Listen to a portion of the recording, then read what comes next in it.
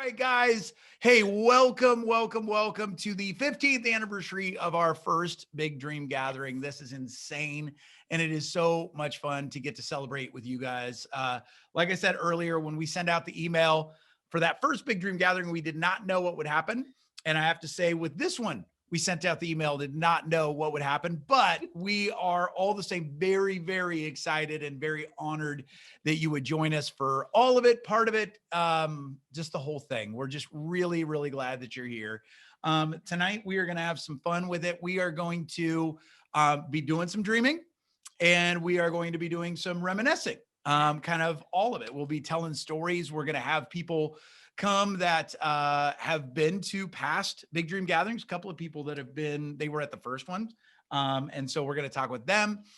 Plus, we want to go after you guys' questions as well about dreaming, about the Big Dream Gathering journey, all of that. But if we haven't met, and I think I know everybody on, but if we haven't met, I'm Mitch Matthews, and this is my beautiful wife, Melissa. Hello, everybody. Yay. And that first Big Dream Gathering happened at our house in 2006, in May of 2006. Yes. And just real quickly, I'm guessing a lot of folks that are on this chat, people are saying hi to you. Hello, and friend. Travis says, who? For those of you guys who don't know, the real quick version of the story is back in 2006, we were working on an entrepreneurial dream that we had of creating a game. Spoiler alert, this was the game. It did happen. Yep. But we were working on it. It was just an idea at the time. And a number of things were clipping right along. And then May of 2006 hit and everything fell apart. So our designer we'd been working with for months, computer crashed. She lost everything, months worth of work, poof, gone. Manufacturer that we'd found, we were working with, that relationship started to crumble. And then we had some financial setbacks, some really tough hits that were unexpected, which sucked. Yeah. And on a Saturday morning, just a few days ago, a Saturday morning, sitting in my office, commiserating. I was scared. I was tired. I was exhausted. I was embarrassed.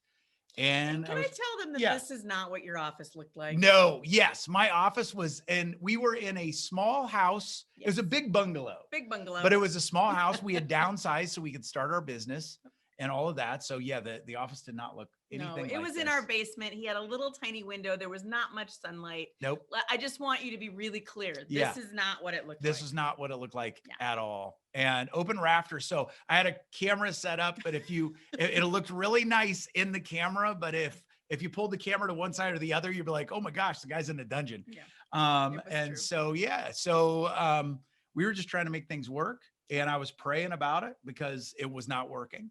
And I got hit with the thought, we're trying to do it alone. We're trying to do it by ourselves. And God's like, hey, invite some friends, ask for some help. And I came up with this idea, which is proof positive that I married up, because I joke about it, but it's true. We were out of time, we were out of money, and we were out of options. And my big solution was to throw a party. And that's literally what I came upstairs and I was like, I got this idea. What do you think? And what'd you say? I said, why not? Let's try it. Exactly. So, and she's always willing to have people over, willing to have a party, all those things. So she's like, why not? Let's do it. And so I wrote an email, much like the email I sent to you guys. Many of you guys got the email, so you're on. But I sent out an email to friends and I put in the subject line, Big Dream Gathering. Yep. Because I thought, nobody's coming to a party that says Big Dream Committee, right? No. Or whatever, right? And we're Lutheran, so we made it a potluck. So it's true. People brought good food. Yeah. And we sent it out to 30 friends. Kind of a weird idea, short notice. We made it for that Tuesday. Very short notice. Yeah, we were nervous. And we sent it out. And to our surprise, 29 people showed up. 29 of the 30 showed up. And again, it was a small house. But the idea was pretty simple. Invite people over, write some dreams down on sheets of paper. We'd put them up on the walls and then go around and see if we could help each other out. Writing an encouragement, ideas, suggestions, offers to help, and that kind of thing. And it just kind of played out. People kept coming. It was a little bit like one of those clown cars where clowns just keep coming out. Like our house was small and people just kept coming in and they were bringing pizzas and casseroles and stuff like that. It was nuts. And some people, maybe like some of you, knew exactly what their dreams were. Yep. And they were like, I don't need an explanation. Just give me some paper. I'll write. Yep. Adam Carroll, who's going to come on in a little bit, he was a little bit like that. But other people came and they were like, I came because when I got your email, I didn't know what my dreams were. Yeah. I didn't know what I wanted to do. And so it's one of those things where we're like, okay, hey, we totally understand that's part of the reason why we did it is we wanted to give people a space, right, to dream, and then to give them permission to just encourage and help each other. And we, of course, hope for some of that help too. Yeah. But we thought, why not? Why not? Offer some help, because we thought, you know what, we might be down, but we're not out. Yep. And one of the best ways to get encouraged is to offer encouragement to others. And so how would you say that first night played out? It's still kind of a blur to me. We took like, I don't know, 4 or 5 pictures. And really, we were just sitting down with dinner with our son tonight. And we had never asked him what he remembered. He was 5 years old, Alex, our youngest. And he said, and he explained to us how he saw the Big Dream Gathering. It was fascinating because we're like, oh my gosh, you remember that? Number one, as a 5-year-old, that's pretty impressive. But also, it has been 15 years and we have never asked you. So don't take it parenting advice from us. Parenting, apparently. So anyway, but it's kind of a blur. I just remember all these people showing up, and we had this great, you know how that screen door just kind of flap, that sound. We had one of those great screen doors on our front of our house, and people, I just remember hearing the flap, flap, flap, flap, because people just kept coming in, and we pushed all the furniture back, and all of our walls were exposed. We pulled all the paintings down off the walls. And it was just fascinating. And literally, we left them up. I mean, I know that you're going to tell the rest of the story, but we left them up for a long time. And it was just, I just remember thinking, what the heck just happened? Of course, I like a good party. So I was okay with that. I'm like, whatever happens, happens. I'm pretty chill. I can roll with it.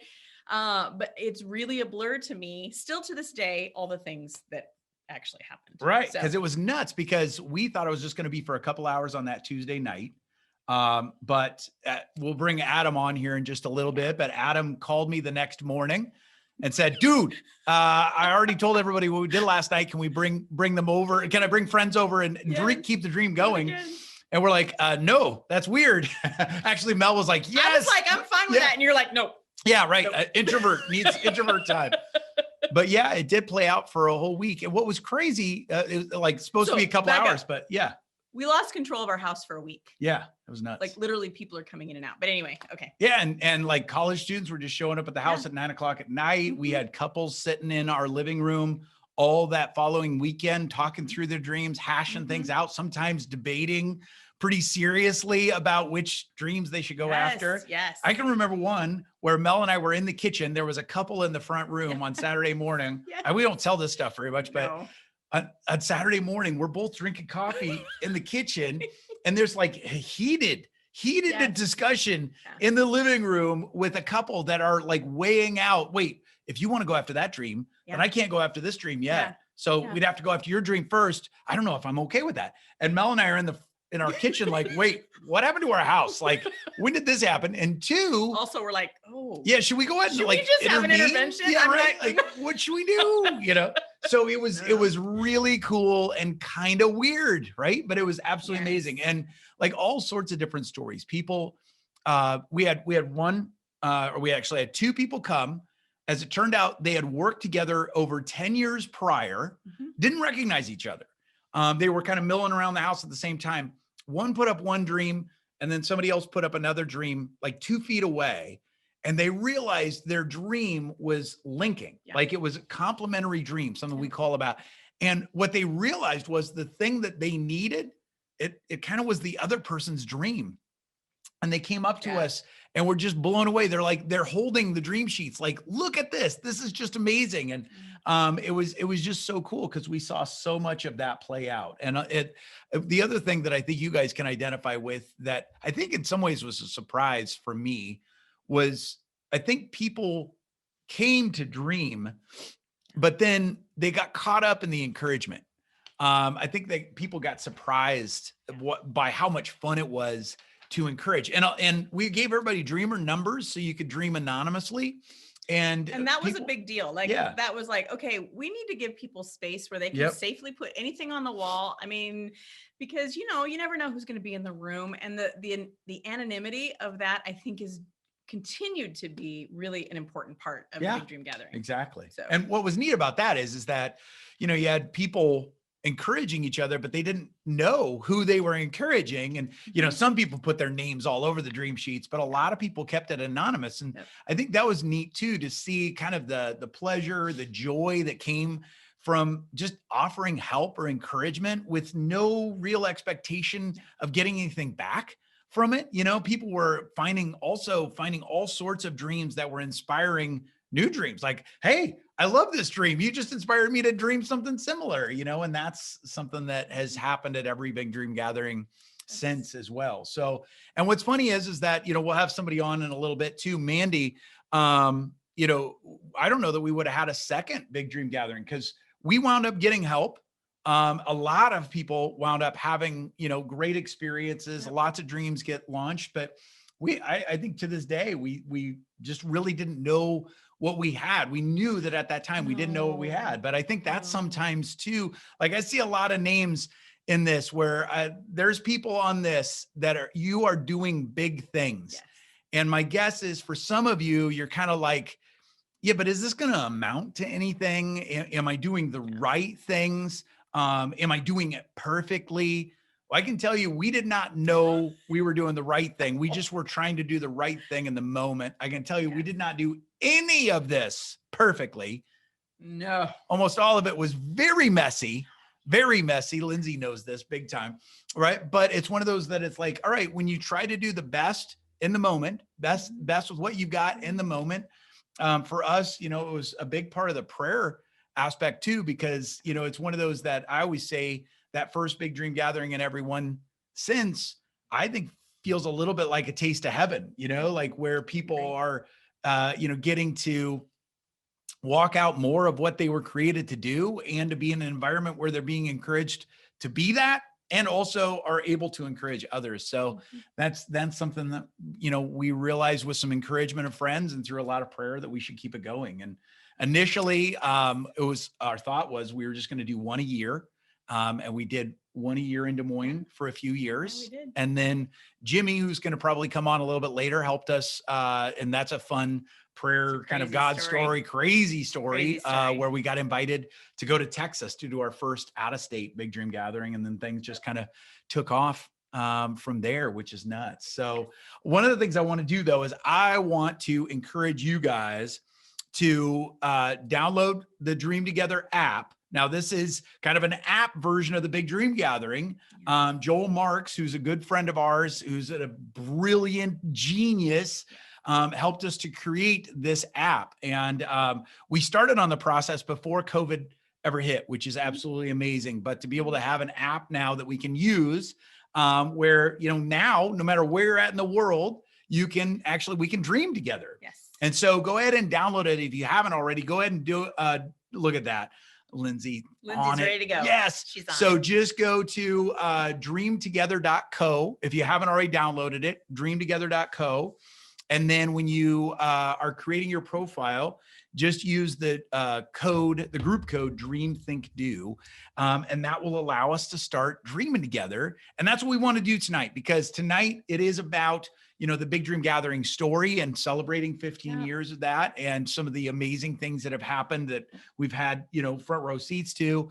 But more importantly, we want to get you guys dreaming and connecting around those dreams, because if there's anything we've learned over the years is that amazing things like miracles can happen when people give themselves permission to dream and when they give themselves permission to encourage others. Yes. Right. And you guys know that. Who agrees? If you want to go ahead and throw that in the chat, if you agree with that, go ahead and say amen to that. Right. Because that's what this is all about. So of course, you know, we want to tell some stories and that kind of thing and encourage you guys, but we want to be dreaming as well. So what we're going to do in just a second is we're going to introduce some folks, but get some additional stories and vantage points. But when you think about that first one, when you look back to that first one, do you remember one of the dreams you put on the wall?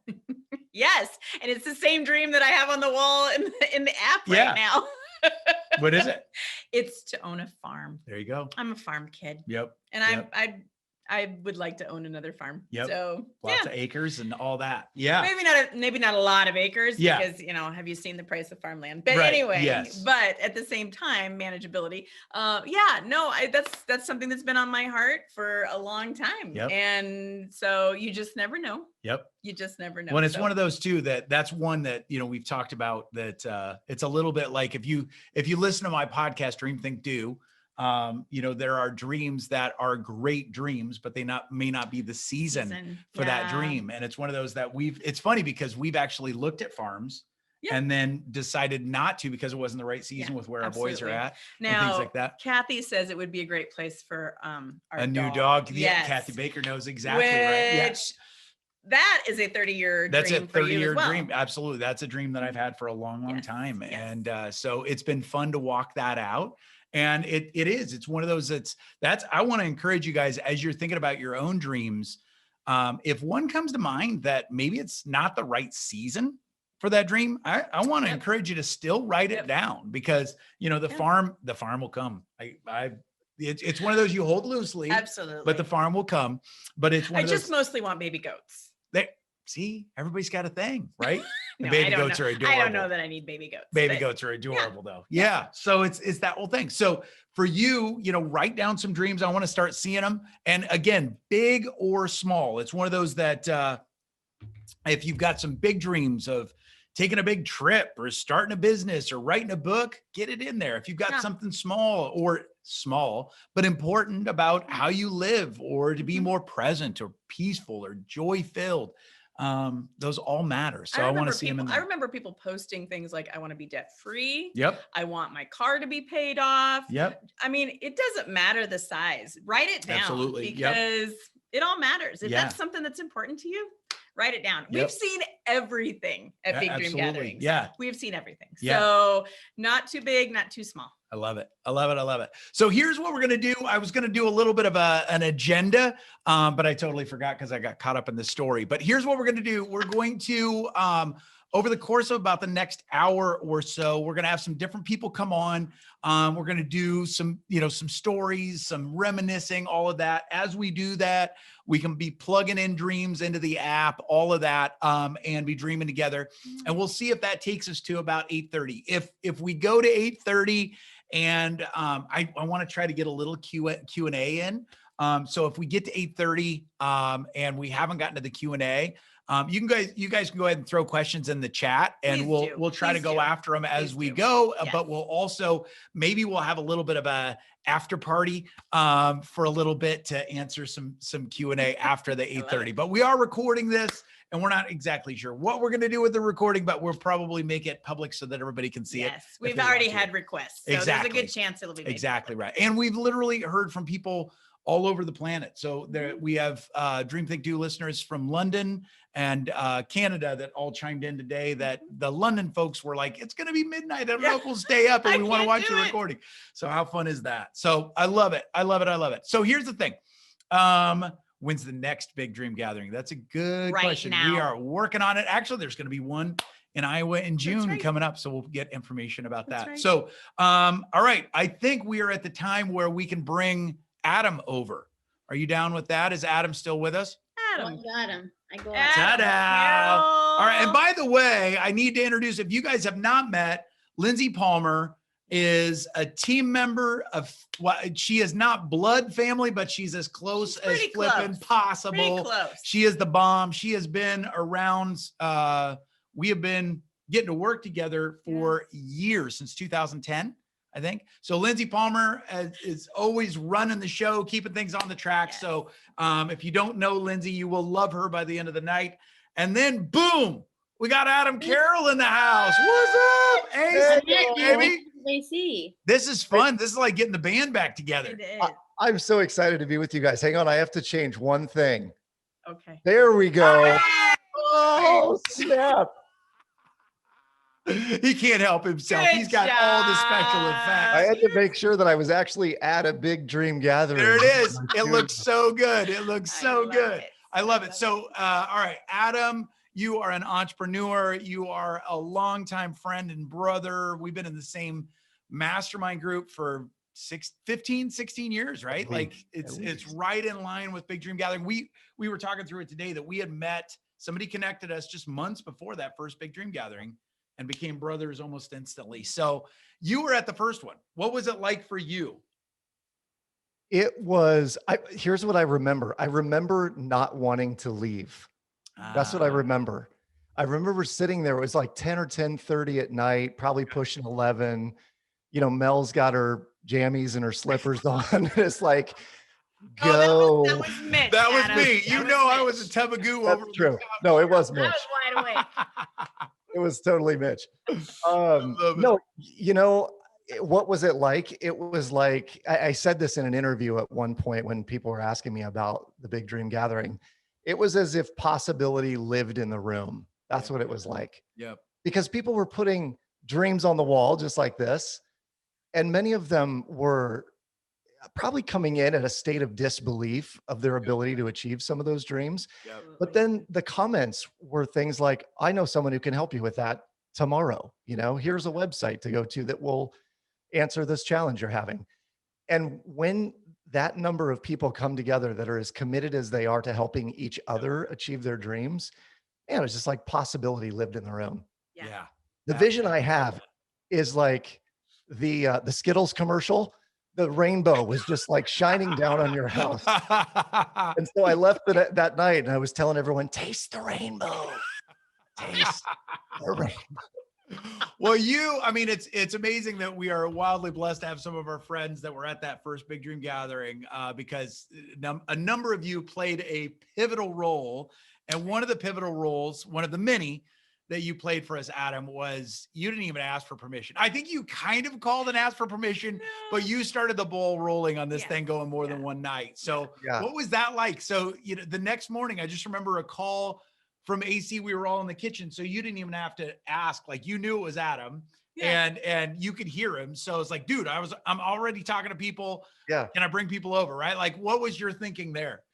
Well, I think I was so blown away by what I had just experienced. And you know me, I sneeze all over everybody when there's a good idea. So I went out and I was just like telling everyone what had gone on the night before and how amazing it was. And little by little, every single person I talked to would say, is it still going on? Can I go do this?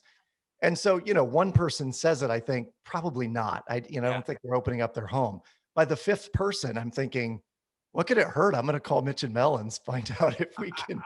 Right. What are they going to do? Kick me out? Yeah. Right. Yeah. I'm going to say yes. So, exactly. Yeah.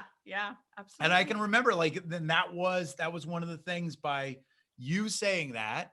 Then we were like, well, yeah, I guess we can kick the doors open, but we had more people the second night and the third night, but we only knew probably half of them. Yes. Because AC was sending his whole network and the whole thing. So it's one of those. What was one of the dreams you posted? I know one was about the book that you had just written. Yeah, I had written a book on financial education, and I think my dream that I had written down on the wall was to impact 100,000 people with the book. Yep. And I got a lot of great comments the first night, but what I recall is coming back then a day or 2 days later, and someone had crossed out 100,000 and wrote 1 million or added zeros to it. And I thought, oh man, 1 million people. And here's the power of this.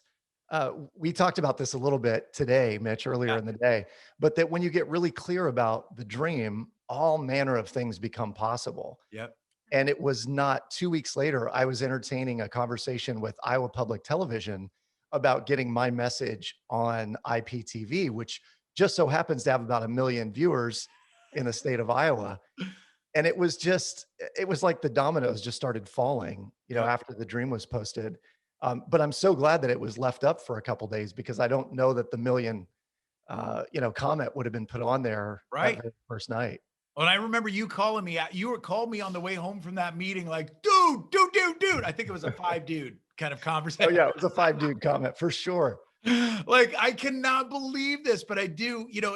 I remember you saying something about somebody putting 1 million instead of 100,000, and you talking about how that did something in your heart. Like at first it was like, oh crap, but then it's like, oh wow, and that just kind of like sat there. And I love how then that came to fruition, and how many other millions of people have you touched? And now, you know, to look at your TED Talk as an example that's had millions and millions of views, dude. It's amazing to see this continue to play out. So I know when we talked earlier, you were like, hey, can I flip the mic? Can I ask you guys some questions? And you are a genius interviewer. You have your own podcast. Everybody needs to check it out. We'll get you, we'll get that in the chat here in just a little bit. But yes, so Adam, I know you wanted to ask a couple of questions, probably mostly of Mel, which is just entirely of Mel. Right on. Because first of all, I want to know, where do you hide the fountain of youth, Mel? Or do you have that Benjamin Buttons thing going on? She literally has not aged. I'll send you $50 later. Has not aged a day. Oh, yes, I have, friend, but okay. Agreed. Mel, when Mitch suggested this, and I know you're kind of I'm all in on, you know, big ideas like that. Yep. But for you, when it went on, I know that you are a gigantic prayer warrior and a believer in the power of prayer. Yep. How much of that impacted what went on that week for you? Well, it's interesting. I mean, because leading up to the idea, we were in a space where we were on our knees a little bit. A lot. And so I believe that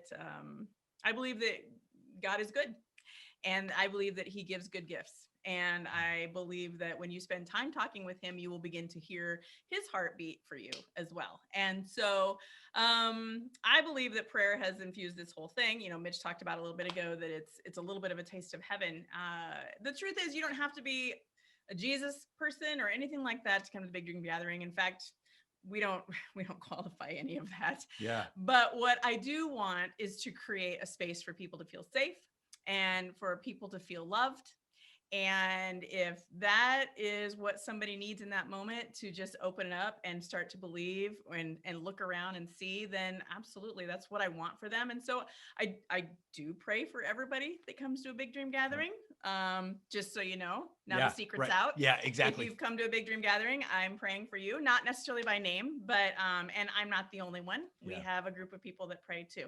And I know Mitch prays. So it's a pretty important part. And at the same time, like I said, it's really important to us that people feel safe. Yeah. And people feel celebrated and they feel loved. And honestly, people need something to look forward to, especially now. And so if we can provide that space for them, I'm all in. Yeah. I'm just all in. Yep. So I love it. Yeah. It is. It's so very cool. I shudder to even think the sheer amount of impact that this has created over the past several years. But clearly you guys have gotten word from a number of people about their goals, their dreams coming true and what they've set as far as their goals. What are some of the ones, Mel, particularly for you, and then Mitch, I want to turn to you, but Mel, for you, which are the ones that are most special? There's a couple of them that just kind of blow my mind, Adam. I think the Big Dream Gathering that we held at a college campus, it was a very small Big Dream Gathering. And there were lots of obstacles to it. I think there was a blizzard that night. I think there was a basketball tournament that night. Multiple things going on, probably more than I even listing. And but yet we had a small but mighty number of people in the room. And literally this person puts up a dream that she wants to meet a certain family that lives on the continent of Africa, in a country that most of us, Zimbabwe, I think, most of us can't even spell. Right. And so, so she puts up in a room full of what, 30? Yeah, there's probably 35 people there. Yeah. So small can be mighty, by the way. Yeah. 35 people, she puts this dream up, and legitimately there is someone else in the room who actually knows this family that she wants to be connected with, and we were able to get them connected. So that kind of stuff just blows your mind. Yeah. Yes. There was another Big Dream Gathering that a gal wanted to learn how to sail. I think, Mitch, sometimes you tell this story. Oh, yeah. A gal wanted to learn how to sail, and it was on a college campus, and there were alumni in the room, and literally an alumni member walked up and gave her their sailboat. Yep. Hello. He wrote in the comments, "I just upgraded my yacht. Do you want my old one?" And she walked me. Yes, exactly. She walked up to me and she's like, I have a boat. I have a boat. And then probably 20 minutes later, reality sat in and she's like, I'm a college senior and I have a boat. But her grandparents lived on a lake and the guy took it up there and dropped it off to them. And she learned how to sail. Absolutely amazing. So everybody gets a boat. Everybody that's on tonight, everybody gets a boat. Yeah. All of a sudden, I'm sitting next to Oprah. Okay. That's right. But somebody in the app just posted they wanted a Ferrari. I don't know what that's about, but we'll see. Right. Why not? Ta-da. Why not? But there's also just this simple, I mean, I mentioned it a little bit ago, but there is something simple like there was a mom who needed a car. Yeah. Yes. And she had little ones that she needed to get places and she didn't have enough money for a car. And somebody got her a car and she got hooked up in that way. So, you know, they all matter. That's the thing that Mitch and I talk about. He was asking me, do I have a favorite dream that's been posted over the years? And I honestly am like, you know what? It's not, I love them all. I love every one of them. Yeah. In fact, we used to keep binders of everybody's dreams. Yeah. Huge binders. Yes. We stopped doing that. Yeah. Because we then would have a forest. Yeah. In binders. But honestly, I just love creating the space for watching people's eyes just light up and think about things and give themselves space to do this. Yeah. It's like my favorite thing on the planet. Yeah. So it's very cool. It is so very cool. What about you, Mitch? Favorite special? Oh, gosh. You know, it's funny. Like I love, you know, some of the stories of people deciding to write books and they became bestsellers. People started businesses, nonprofits, the whole thing. But I have to say, like, some of mine are the ones that when you see the dream, you're like, huh, that's interesting. You know, like they wouldn't seem all that big. Like we had one, I don't know that I told you this one, Adam, but we had one where I wanted to learn, he said he wanted to learn how to throw the perfect spiral. And a number of people wrote on the dream sheet, all that stuff. Well, a lot of the dreams, you know, there's been thousands of dreams posted. So, you know, we don't always get to hear the stories, but on that particular one, I ran into the person, you know, and I'm always asking, so what dreams you post? And I wound up connecting with the guy and it looked like such a small dream, such a simple dream, but it wound up having this depth because he's like, I said, so what's the dream? And he said, well, one of mine is to throw a perfect spiral. And I was like, oh my gosh, I saw that dream. That's amazing. And he goes, well, do you want to know the story behind it? And I said, of course. Always. And he basically, I mean, it's a sad story, but there's also a lot of redemption to it too. But he grew up in a state where football's huge. And as it turns out, he wound up being sexually molested by a football player. And so he grew up with this just terrible fear of football and sports and all these things. And you would never know it. This guy looked healthy and happy and all of those things. And obviously had done a lot of work to become healthy, but kind of as he was culminating all of this work and recovery, a therapist that he was working with was like, you know what? I think it's time for you to learn how to throw a football. And he said that's the kind of thing that used to just send shockwaves and fear through his body.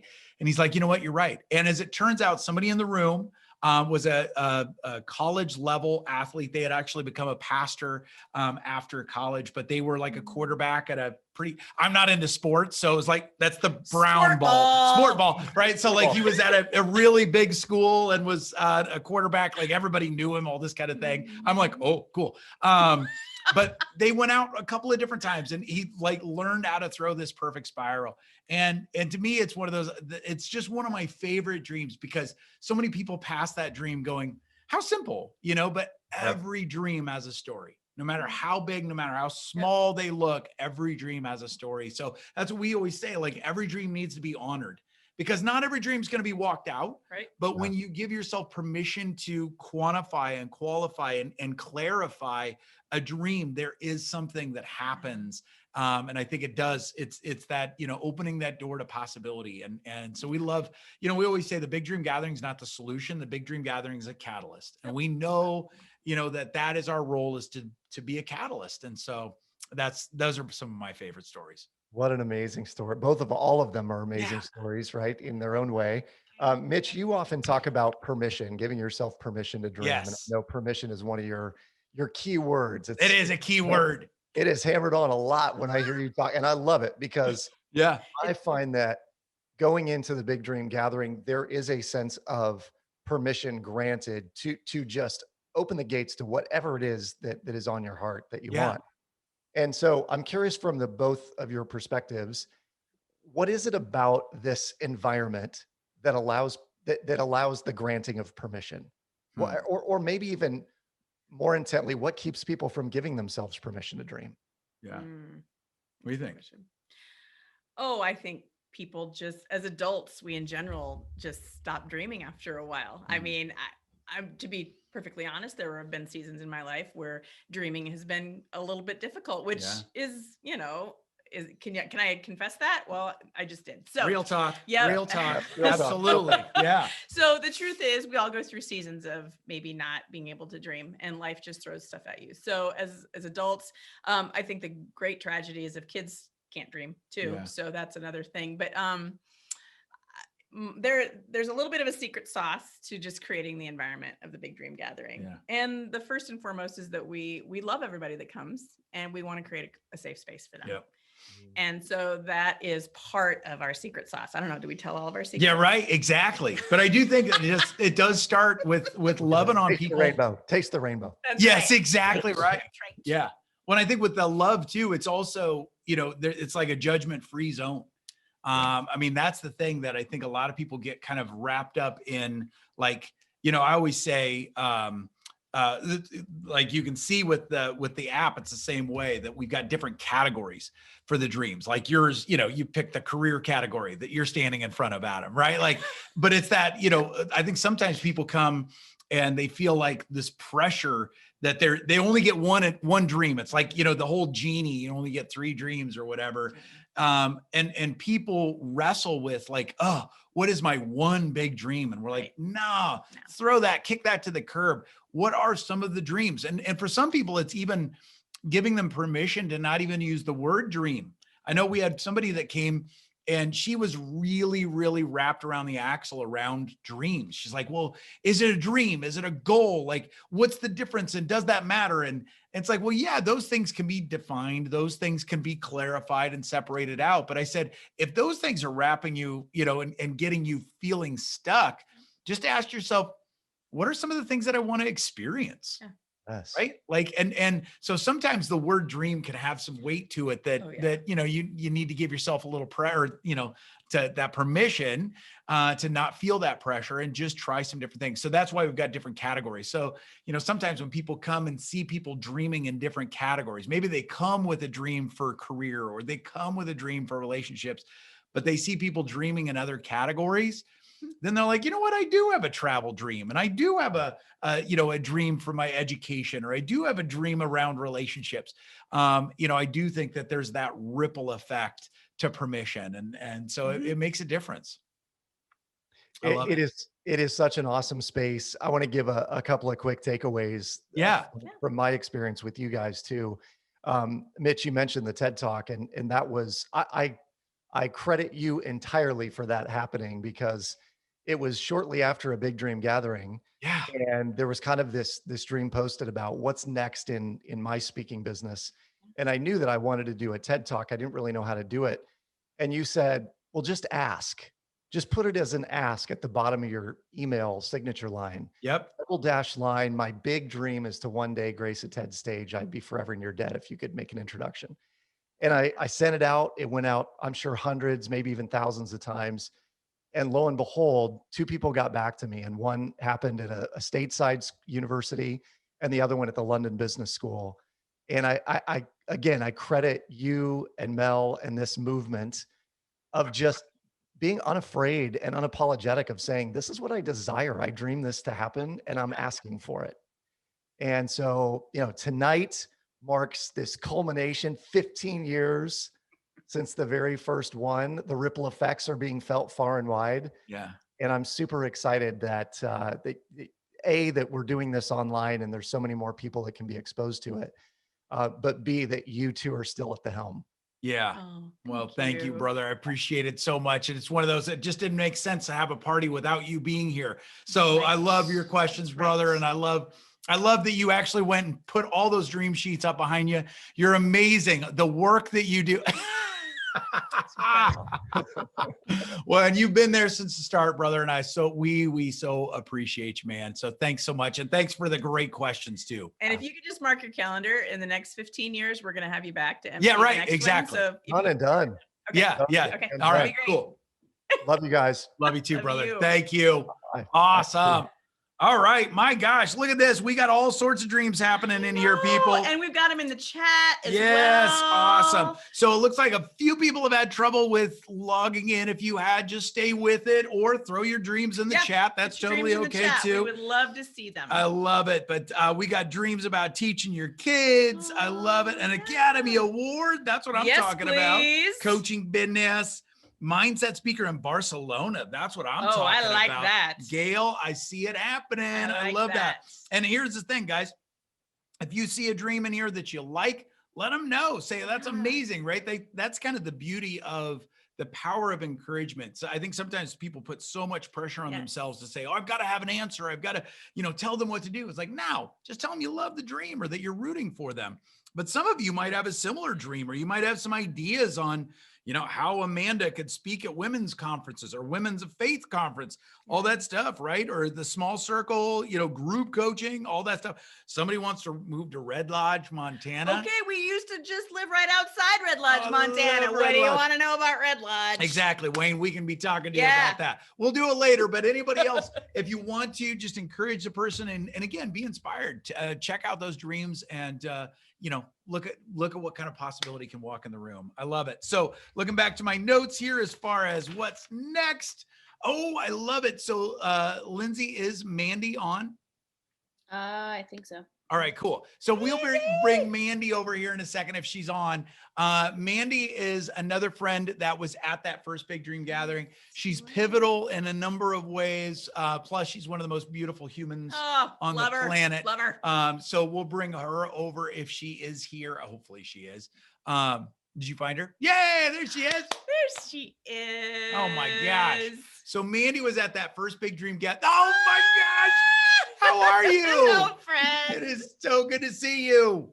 So good to be here. Thank you. Oh my gosh. So Mandy was at the first big one, and she was also pivotal. She was one of the first people to encourage. I think she was the first person who came to us. And it was a little bit like we just had a baby and somebody's like, you should have another one. Because Mandy came and said, you know what, you guys need to do this again. We should, and I'll help. Like, that was the beauty of Mandy, is that. And when you say you'll help, we might say yes more. Yeah, right. Exactly right. And she meant it. But you had an incredible thing happen with the first Big Dream Gathering and one of the dreams you posted. So let's go back to that. I can't remember, like, were you nervous when you came to that first Big Dream Gathering? It was 15 years ago, Mitch. Right. I don't think I was super nervous, but I don't know that I had thought about it, right? Yeah. Like, when do Mel, you've already talked about it. Like, when have we paused as adults to really just say, oh, what is it that I'm hungry for? What did God put in my heart to do? And how am I going to live that out and walk it out? And so I don't know that I had paused and thought about it too much. Yeah, so. That's good. Plus, you're one of those people. It's like, if it's a throwdown, you're going for it. I love it. So I can't remember. I know one of them involving Africa, but how many dreams do you think you posted? I honestly think that first one, I think I put up like 10. Wow. I feel like, I have in my basement, like still in, like, I have all of my sheets from all the Big Dream Gatherings and all the different colors. And Oh yeah, no kidding. Cause you have come to so many as well. It's incredible to think about. Well, let's talk about the one from Africa, because that one was a thumper. I know that when you wrote that down, your heart was racing because that was a really big dream. So tell everybody a little bit about that dream. Yeah, so I wanted to go to Africa and visit people and, I don't know, just get to know their culture more and the beautiful people of Africa, really. And so I don't think I even really knew what it meant or what it looked like, but there was something inside of me that knew Africa was part of my story, and I wanted to do something around it. So. And had you done a lot of travel? That was kind of a pretty big deal for you, wasn't it? Like, that was a pretty big jump. I don't know that at that point in time, I had studied abroad in college, But other than that, I don't know that I had done a ton of out of the country Yeah. travel at that Right point. on. So, Right on. So tell us a little bit, because you had some cool things happen. Because when you wrote that dream down, there wasn't an obvious path. There would be time off, there was money involved, there was like finding the right people to go with or to go see, that kind of thing. So tell us a little bit about how that played out. and I'm trying to think of when I went to Africa. I know it wasn't really that long after the big Now it was dream. like No, 6 months after. no, it Yeah. happened just Yeah. like that. Yeah, because I was going to say it's been probably 14 years Yeah. since I went to Africa for the first For time, the and first I've been time. back Right. since. Right. So it all just kind of came together that I could go, and I met a group of people in Des Moines in the metro area who were like-minded and had similar ideas for what they wanted to do as well. And they were getting ready to go, and the money came, just like everything lined up for me to be able to go and spend time at an orphanage. That was really, a big piece of it too for me, was the kids and being able to go to an orphanage. And adoption had kind of been stirring inside of me even way back then. So, Right. and I was single Yeah. at the time, not married. So yeah. And I remember that. Like, I remember you telling us, because you kind of pulled us to the side, because it was one of those, some of the dreams you were pretty bold and vocal about. That one wasn't necessarily one you wanted everybody to know about, but you told us. But then I remember, I think it was like four months later, you're like, it's happening. I think I'm Yes. going. And then you were there in 6 months. It was incredible. So I love that. And you sent us pictures of you there, and it was just beautiful. And you came back and said, guys, we have to do this again. And you helped us pull off a second one that was in a basically kind of a warehouse space downtown, smelled like Fight Club, all those kinds of things. It was a dance studio. it was kind of rough and tumble, but it was great. But you've had some additional things. And I think that one of the reasons why we wanted to have you on is, one, we love you and we love your story, but it also is the picture of, you never know where a dream journey is going to take you. Because there's been some additional chapters to that first trip to Africa. So tell us a little bit about that. Give us an update on how this dream has played out. Yeah, so I have since that time gotten married. I have two beautiful biological daughters, but then in the midst of all of that, my husband and I have made this plunge to start the adoption process. And that was for over 4 years ago, 4.5 years ago, that we started the process. So yeah, we've been in the process of adopting two beautiful little boys. Well, they're not little anymore. 4.5 years later, they're not so little. But so we made a trip. Our first trip to Africa to meet them was in March of 2017. Wow. So that would have been, a little over 4 years ago. So 11 years later from the Big Dream Gathering, then there was the second trip back to Africa, a totally different place. I went to Mozambique the first time. Yeah. And then this time got connected through just a bunch of contacts again. And then and I told you the story of like another connection that took me all the way back, but someone else that had helped at one of those first Big Dream Gatherings, his sister-in-law is also adopted from the same orphanage that we're adopting from. So, I mean, it's just all these little crazy stories that you couldn't imagine. Crazy. So. It's nuts. It's amazing. So I love that. And I know that is a long journey, and God bless you guys in that journey. You guys are incredible with the love and the tenacity that you've had to stay with it. And I know it's going to come together. What would you say, like, to somebody, especially tonight, that maybe they're posting a thumper, maybe they're posting a dream that excites them and maybe scares them a little bit, maybe a dream that seems maybe not all that realistic or practical? What would you say, looking back, what would you want to encourage that person with tonight? I mean, you just don't know where these could take you. And I just even was the other day telling my husband about being on, tonight and being a part of this again. And I was like, man, we got to start dreaming again, because we haven't done it. So if I'm telling anyone, I'm also telling myself, but it's that just put it out there. Who knows? I mean, I'm sure I need to go dig up some of those sheets that I have, but not all of them have probably come true or No. happened, Yep. right? Not all of them have. Right. But maybe some of them have had little offshoots or something slightly different, or this one that's continued on for 15 years in the making. And it's different than what I would have imagined from the get-go, but you just don't know, where something might take you. And you don't know who might have the connections, because I didn't know someone at that first party. I don't think, as you said, there was 29-ish people Yeah. or whatever. I don't know that there was somebody specifically there that I knew that had this connection or whatever. And I didn't necessarily know everyone either, but somehow it all came together Right. because it was meant to be for me. And this dream was one that was supposed to be a part of my story. So Well, I love that. And I love that a part of your story too. And if you've got any questions to throw in too, but I remember one of the things after the big dream gathering, you kept telling us is like, you know what? I'm going to start talking to people about my dreams. And if I remember right, like you even shared some things with people that you worked with, and that got people dreaming there too. And you just never know the ripple effect of you giving yourself that permission to dream, what that might do in somebody else, or you talking about your dream journey may spark somebody else to dream. So anything else you would ask?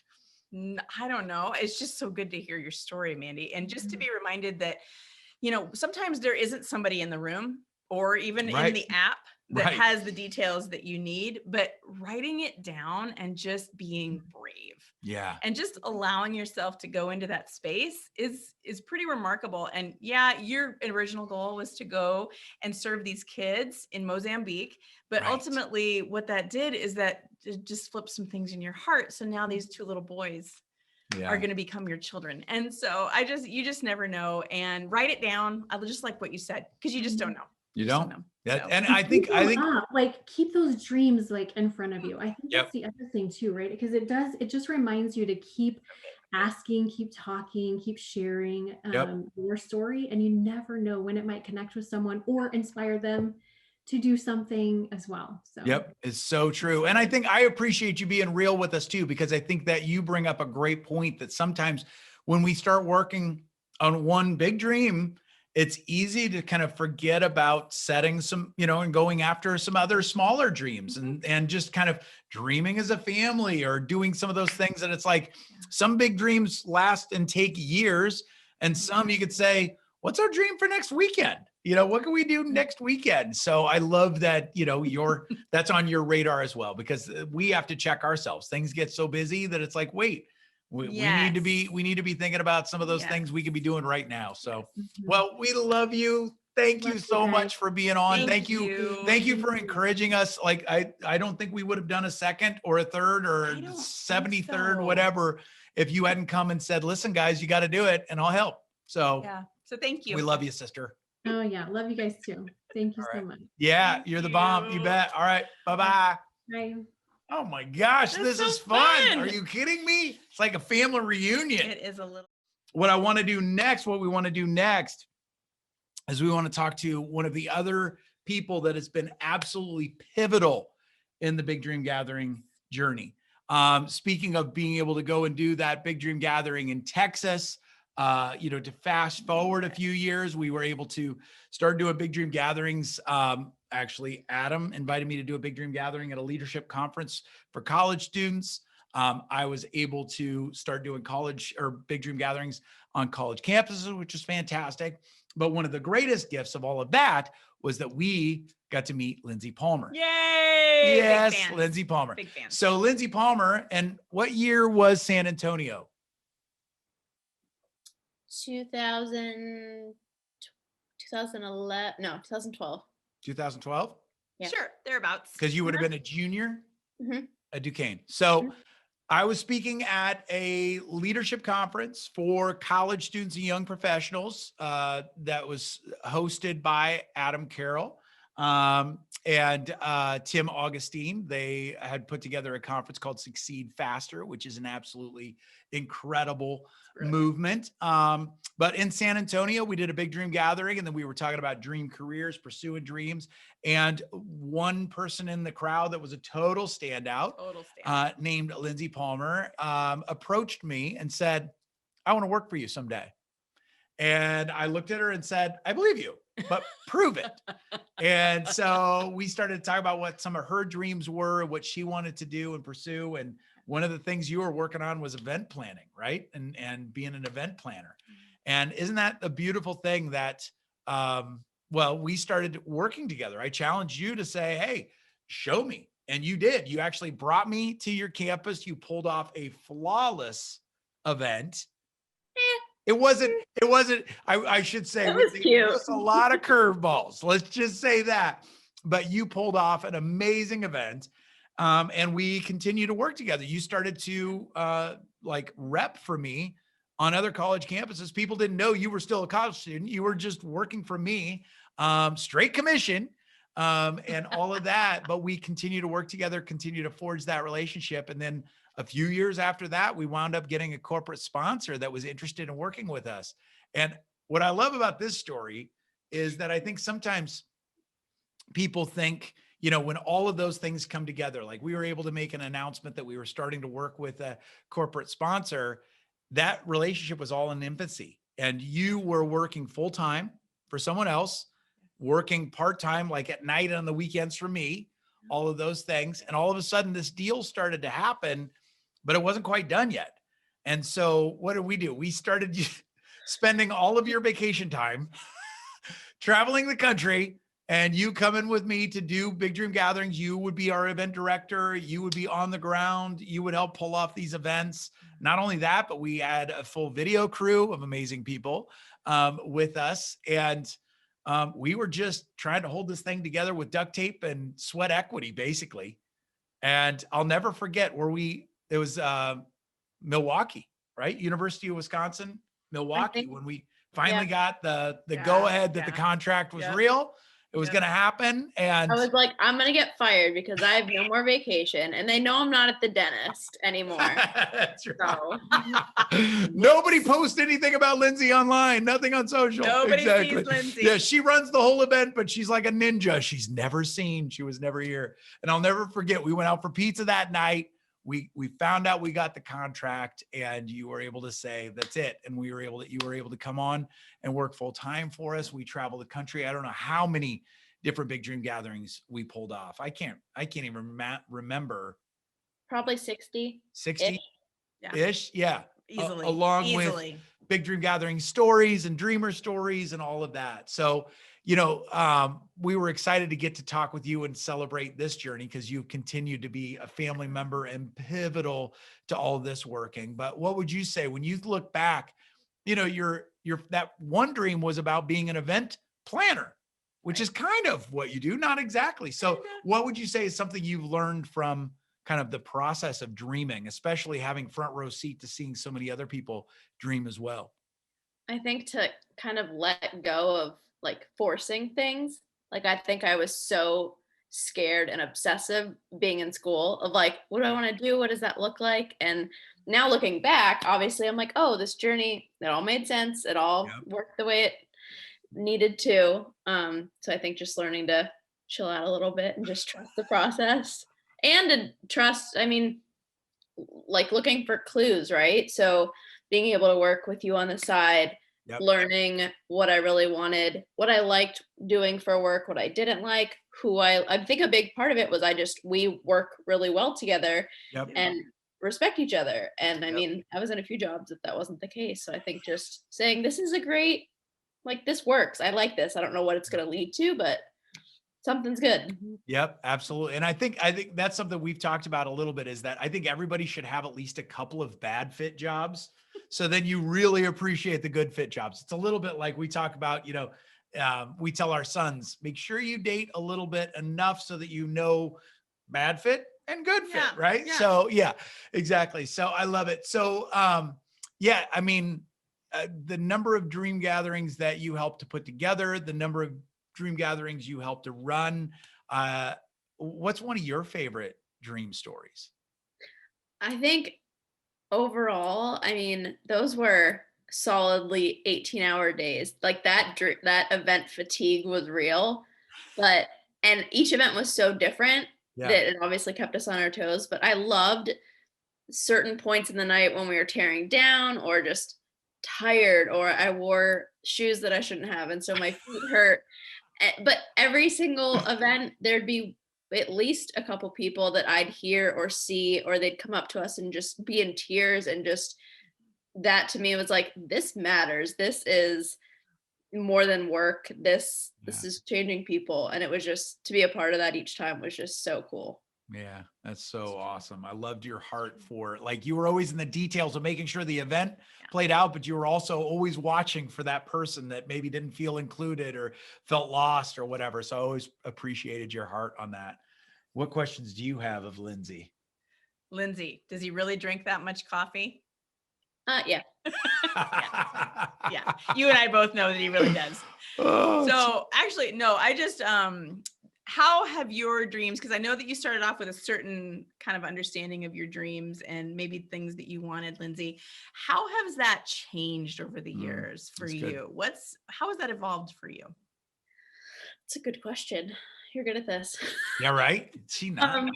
I think getting the dream job and living that out in that season then led me to say, okay, I want to do this, but I want to do it in a different way. I wanted to do it even bigger, maybe not bigger, but just in a different format. And so being able to launch my own business, which made me want to throw up, and literally wouldn't have happened without Mitch's support and coaching and guidance. And then sadly, but losing my dad, that kind of made me kind of slap me into reality to say, this isn't, a staged rehearsal. Like, this is, if you want to do it, do it.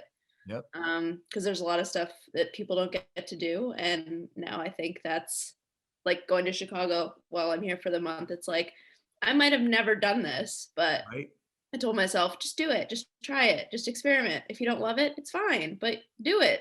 So right. Well, for those of you who don't know, Lindsay's dream, she loves to travel. Yeah. And so she has given herself permission to live in the city of Chicago for a month, right? Mm-hmm. And so she's just trying out the city, and she lives in a completely different place, and she's lived in several different places, but it's really cool. And I really respect the way she's just kind of trying those things out. And I think that that's one of the things I love about your wisdom on this, Lindsay, is the fact that you're willing to experiment and you're willing to adjust and you're willing to shift and you're willing to see that you may have had one thing in mind, but sometimes it needs to veer to the left or the right a little bit just to accommodate how your taste changes or the things that are going on in your life. So I think that's tremendous wisdom for anybody who's thinking about any dreams whatsoever. I love it. Yeah, it's so true. And it is. It's like it's amazing. You've always been willing to experiment and to roll, to get in and get messy. But I think that you've gotten even better at that. And it's incredible to see, the rate in which you learn, right? We always say we don't try to eliminate the mistakes, but it's like, how fast can we learn from those mistakes and move on? And you're doing that. It's just an incredible. And I mean, talk about COVID really throwing the travel dream a curveball. But even that, you're like, all right, I'm keeping this hope alive. You set up different things that you can anticipate, the travel and all of that, which is just awesome. I love it. What would you say from having the vantage point of all the big dream gatherings, obviously pursuing some of your own dreams? What's one piece of advice you'd give somebody, especially maybe somebody that's a little younger, that's thinking about going after their dreams? Don't wait. I feel like everyone waits for the perfect fill in the blank. Yeah. And I feel like, especially for me and the time we live in, I feel like I'm most impressed by people who say they're going to do something and do it. Yeah. Whether that's sending an email, following up, taking a trip, like just do it. Like what do you have to lose? Yep. That's so good. It's a good word. That is a good word, no matter how old you are, but it's exactly right. It's that whole thing of there are ways. You don't always have to quit your job in order to do this. I mean, heck, you worked on the side for me for, I can't remember, it was like 2 or 3 years, and we just kept experimenting. Right. And I know you wanted to work for me full time. I wanted to hire you full time, but it just didn't work. It didn't work. And that was okay. Timing. So we were able to experiment and really learn as we went. And you were able to have some great experiences around the country there too. So I love it. Well, we just know that we so appreciate you and are Oh, looking you're forward stuck to with it. me. Yeah, right. Exactly. I love it. I love it. Well, we do have a little bit of time to go after some Q&A. So let's do that. And here's the thing. It's funny. I meant to have props. My books are over there. I should probably go grab them. I'm going to go grab them, but go ahead. If you want to put, do it, she says. If you want to put some questions in the chat about the Big Dream Gathering, about pursuing dreams, all that, we're going to give some books away to inspire some questions. So do it. Do it. Go ahead and put those questions in the chat. Go for it. I did get a question in here about where you grew up, Mitch. Mitch grew up in Newton, Iowa. Right. So if that's if you think that you know him from Newton, Iowa, you probably do. So awesome. And let's see. Is there ever too much coffee, Sharon? Never. No, there isn't. Let's see. Any other questions? I love it. What are your dreams this year? Oh, that's a good one to start with. Alex, nice work. You go first. Oh, okay. No pressure. My dream is coming. A couple of them are coming true, actually. My oldest son is just graduated from basic training.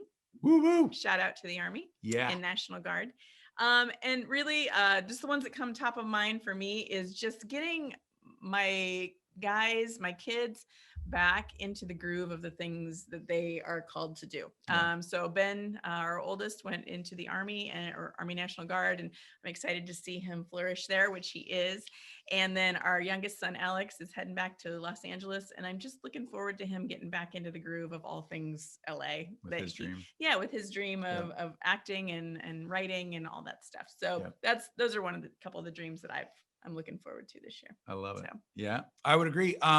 One of my big ones has just come true here in the last month or so with the addition of Hero to our family. So that's been fun to walk out. Not always been easy having a puppy at what are we, 50, whatever. Hey, why are you saying that out but loud? it's one of those like we haven't had a puppy for 12 years. So it's like, oh wow, this will work. And that's the dream pursuit, right? Dreams are messy and hard sometimes, but they're also rich and amazing. So that's been one that's been amazing. But I would also say, it's the the next season for both of our boys and being fully present with them. But then also we're coming into a new season in our relationship where we're going to kind of be empty nesters. I don't even know what that looks like because we're going to be rolling and traveling and, all of that. So I'm looking forward to that. Yes. Too, of getting to navigate that season of our life and getting to see our boys thrive and going and interacting and being with them, but getting to do our own thing too. So it's great. So it's a good question, Alex. Thanks so much for asking it. So good. I love it. Any plans for in-person gatherings throughout the country in the near future? Jeremy, I love that question. Actually, it's interesting. So we have a Big Dream Gathering coming up in Iowa in June. Lindsay knows the date. I don't. Saturday the 26th. There it is. Saturday the 26th. And it's going to be in Earlham. Earlham is this town in Iowa that is fantastic and wildly innovative. We think some of the best ideas come out of small towns. Yes. Big dreams come out of small towns. And so we have partnered with the town of Earlham. We're going to be doing a Big Dream Gathering there. It's a part of a whole day of events and things like that. So that is our first live in-person Big Dream Gathering. We're going to be doing it hybrid. So it will be using the app and we'll be putting dreams up on the walls. It's going to be outside. So weather permitting, it'll be amazing. So everybody's welcome to come to that one. We have also seen schools. Some are very, very excited about it. We're starting to work with schools to be able to bring Big Dream Gatherings back to universities and colleges. And those things are starting to happen.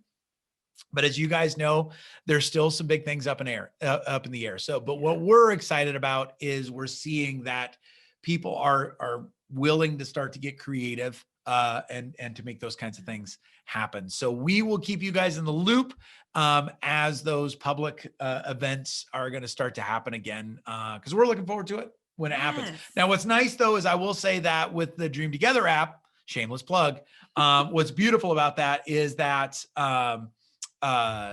you can post those dreams and continue to dream in there. And obviously there's something about being in the same room together, but the next best thing is to be using the app to post those dreams, post updates, and encourage each other. So, and we will keep you in the loop on those next live events. So awesome. Well, there's some great dreams in here. Dawn, I see yours. Thank you for sharing that. That's beautiful. Awesome. How has Big Dream changed over the years? And that's a great question. How would you say we've changed over the years? I mean, besides not being in person. Exactly. That's a good question. It's interesting in that when we first started, the first 3 that we did, we just funded it. So like our first one was at our house, right? And we made it a potluck. So we're pretty showy that way. And then the second one we did, Drew McClellan offered us the space. It was kind of a warehouse space that became a dance school, all this kind of thing. So it was just a big open space. We violated every fire code. Every one of them, and just every fire code. Duct tape that thing together. And then the next one we had at the convention center downtown. And it was absolutely amazing. We literally, well, I shouldn't say literally, but almost literally had an angel come because to rent the space that we had there would have been about $8,000, $9,000. And I had gotten the nudge. We were supposed to hold it in a space like that. It was absolutely an amazing, beautiful space. Yes. And kept getting that we were supposed to hold it there, but I knew it would be expensive. And I knew we didn't have sponsorship dollars and didn't even know how to do that kind of thing. So kept praying about how we might make it happen. Yeah, let's stop right there. We didn't know how to get sponsorship. Right. So let's just be really clear on that. We were supporting all this 100%. So don't feel bad if you don't know what the next step is. Yeah. And you don't know how to do some of this stuff, because it's okay. Yeah. You're not the only one. Yeah, exactly. It's okay. It's okay. Anyway, sorry. No, that's good. So prayed about who we should connect with. I wound up getting a nudge to reach out to a friend. He connected me with somebody there, and she got us this whole big space for $300. Absolutely nuts, absolutely crazy. Yeah. It was absolutely amazing. So, but that one then sparked, more notoriety and more awareness. And so with each one, we just kept trying to add something that made the participant experience better, that made it more engaging and those kinds of things. So over the years, that has been the addition of categories. That's been the addition of doing a keynote. And when we first started it in the beginning, I didn't even do a keynote. We just had people come into the room and start dreaming, which I still love. Like, I don't like to hear myself talk. But it's one of those that it was just interesting to watch and, tell people like, no, you're the event, and so I still loved that approach, but people sometimes needed they do, the because I think it primes the pump for people. When you hear other people's stories, when Mitch gets up, because Mitch is a great storyteller. I mean, can we all just agree that Mitch is a great storyteller? Biased. She's biased. Well, I've been listening to your stories for almost 30 years now. So, anyway, so there's something beautiful about hearing other people's stories and allowing yourself to see yourself in those stories. And so when we started to realize how important it is to tell the story, then that's when we added the keynote. And we're like, you know what, we do need to just give people a little bit of perspective on what's possible here. And of course, we were getting great stories. Yes, right? Exactly. Because we were making copies of all the dreams and still have those binders. Anyway. Yes, we do. So yes, exactly. So it's interesting. I think that, we've done our best at protecting the heart of that first Big Dream Gathering that happened in our home, but we're always looking for different ways to make the experience even safer, even more engaging, and those kinds of things. And I would say that, in our current environment, it's wild, but one of the last Big Dream Gatherings that we did, and maybe we'll start moving towards wrapping things up, but one of the last Big Dream Gatherings, the live Big Dream Gatherings that we did before all the wildness shut us down, was at the University of Nevada, Reno. And Lindsay will remember this.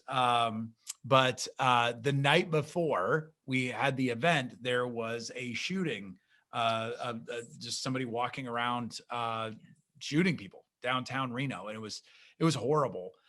So much so that we almost thought about shutting down the event. We talked with the organizers at the school and said, what do you think? And they were like, no, if there was ever a time this was needed, it's now. And so we said, okay. And I'll never forget that, you know, the next night, you know, we got all set up and did our thing. And, you know, people were dreaming. And at the end, we did a little Q&A, kind of like we're doing now. And we did a little Q&A and you know, people were asking questions about pursuing dreams and about the big dream gathering. And the last person, she was a woman, probably in her early 70s. Would you say, Lindsay? Yeah.